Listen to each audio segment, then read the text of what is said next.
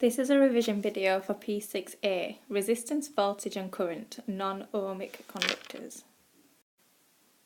Before we carry on with this revision section, we need to remind ourselves of some common circuit components. This is the symbol for an open switch. This is the symbol for a cell. This is the symbol for a battery. This is the symbol for a resistor.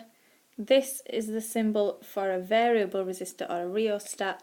This is a symbol for a bulb, and this is the symbol for a power supply. You may remember this equation from P4.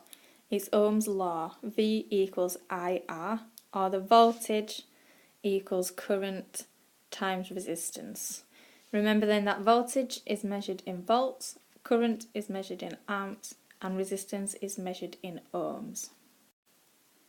This equation can be used to work out the resistance of a component that follows Ohm's law, or an ohmic conductor.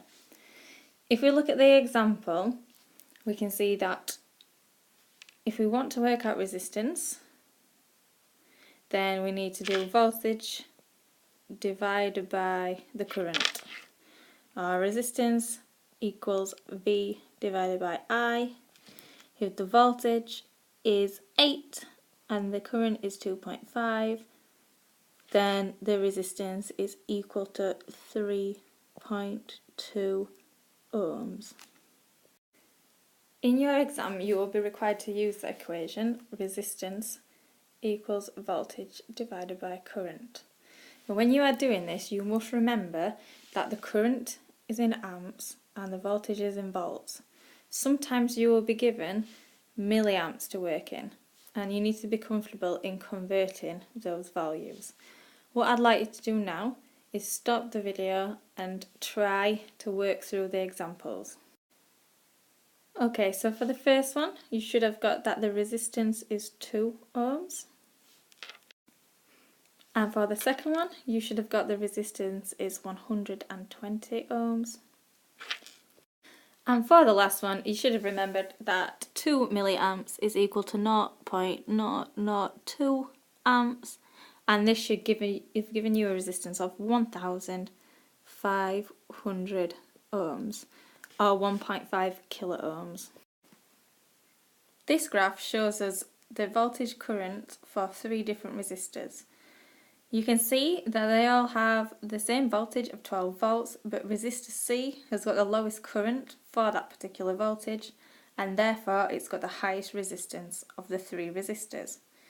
Remember that when the resistance goes up, the current comes down. The resistors are examples of what we call ohmic conductors. They follow Ohm's law. You can tell these conductors because their graphs are always straight lines that go through the origin. You can calculate the resistance from a voltage current graph by reading off the values of voltage and current at a point and substituting them into the equation for resistance.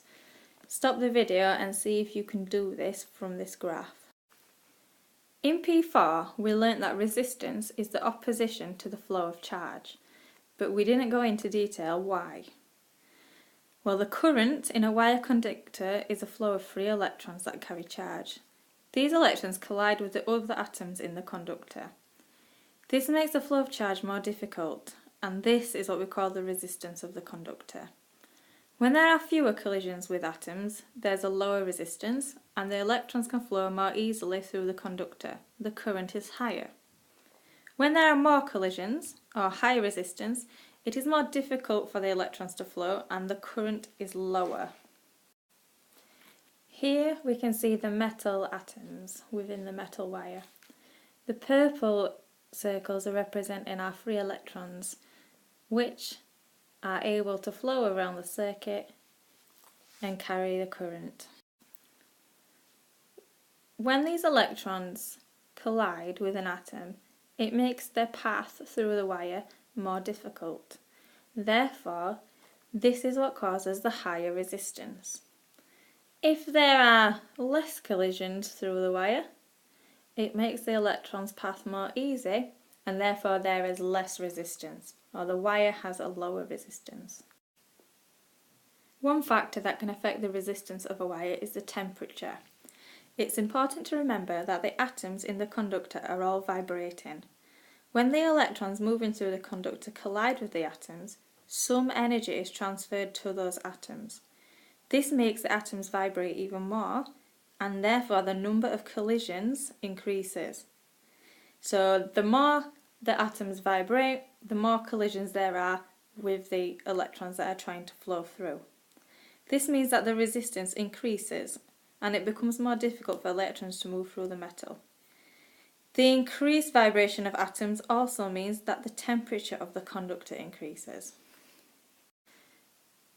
So more collisions you have, more energy is transferred to the atoms, the more they vibrate, then the more the electrons find it difficult to flow through, and the higher the temperature of the wire becomes. So with a higher temperature, you also get a higher resistance. We spent a lot of time at the beginning of this topic and in P4 discussing components who follow Ohm's law.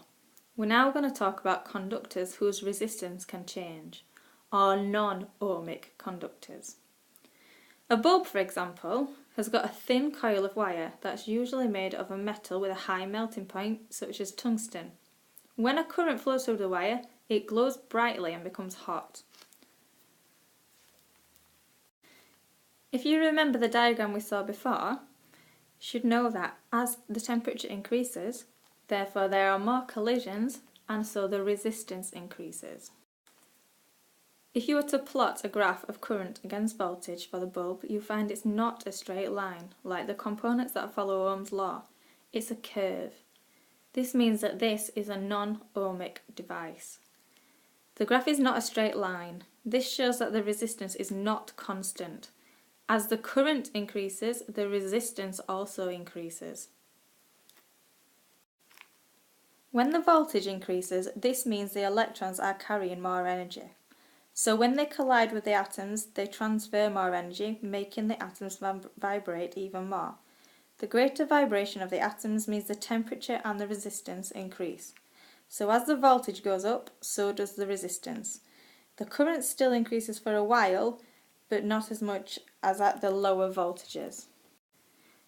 So remember, if you see a graph of voltage against current that is curved or like this shape, it is for a non-ohmic device.